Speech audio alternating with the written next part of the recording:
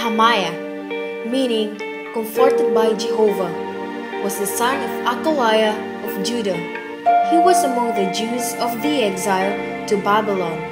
After the Babylonian Empire fell to the Persians, he then found himself the cupbearer to King Artaxerxes, who at that time ruled Persia.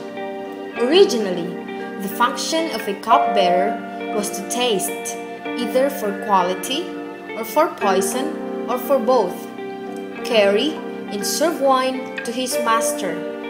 In a case like that of Nehemiah, a cupbearer for royalty was not just a personal servant, but also a trusted confidant and advisor. Thus, it was an office of great responsibility, power, and honor in the Persian Empire. One day, Nehemiah came before the king with a very sad face. The king wanted to know what was wrong. What's the matter, Nehemiah? O king, may you live forever. I am sad because the city where my fathers are buried is in ruins, and the gates have been burned. Nehemiah was talking about the Jerusalem, which had been destroyed by war many years before. He wanted to rebuild the wall around Jerusalem. The first thing he had to do was ask for the king's permission to go to Jerusalem to rebuild the wall. What is it that you would like? Let me go to Jerusalem so I can rebuild it. It could have made the king mad. Why should the king let his steward go and rebuild a conquered enemy's wall? But Nehemiah prayed about it first. So then, the king kindly agreed, and he also gave Nehemiah official letters to protect him as he traveled. The king helped even more. He gave Nehemiah a letter for Asaph, the keeper of the king's forests. Asaph was ordered to provide as much as timber as Nehemiah asked for to build the city of walls.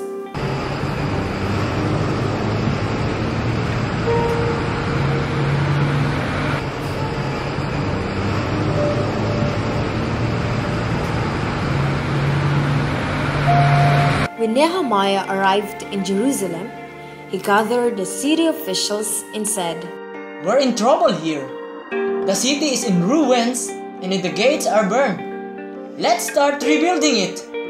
The king approved, and most important of all, God is on our side. Nehemiah's faith and enthusiasm must have inspired the people. They agreed, saying, Let's rebuild! Let's rebuild! Let's rebuild! Nehemiah told each family which piece of the wall they should fix, but not everybody agreed to rebuild the wall. A man named Sanballat, the Horonite, and his two friends, Tobiah, the servant, and Geshem, the Arabian, don't want the wall rebuilt or gates fixed. As the work went on, Sanballat became very angry. He and his friends mocked the Jews. When they finish building that funny wall, one little fox will make it crumble. Nehemiah didn't answer. Instead, he prayed that God would deal with them. When their mocking insults didn't have any effect, they plotted together to fight against Jerusalem and cause as much trouble as they could. Again, Nehemiah prayed for God's help. He also placed a guard day and night so they wouldn't be taken by surprise. The Jews worked hard. They were getting weary. Some became afraid that the enemy would come and kill them while they were working. Still, Nehemiah wouldn't stop the project.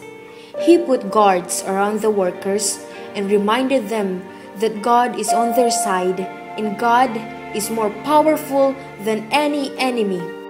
Nehemiah tried to be a good example. King Artaxerxes had made him governor of Jerusalem with the right to demand food and money from the people, but he didn't do it. He just worked hard alongside the people as they rebuilt the wall. He used his own money to buy food. Finally, the people finished the wall, and only the doors had to be put in the main gates.